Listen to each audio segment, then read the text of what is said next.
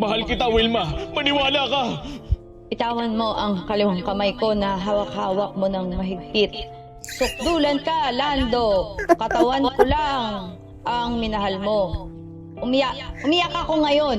Pumapatak ang luha ko sa kaliwang mata ko. Galit ako.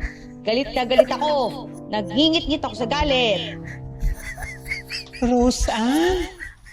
Si Android 18 ka ba ng Dragon Ball? Ha? Ha? Ano yan? Wala kang emosyon! Alam mo ba na ibidang babae dito? Nagmahal!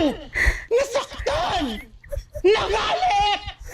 Nagalit! Ganon! Sorry po, Direk. Ayusin mo na.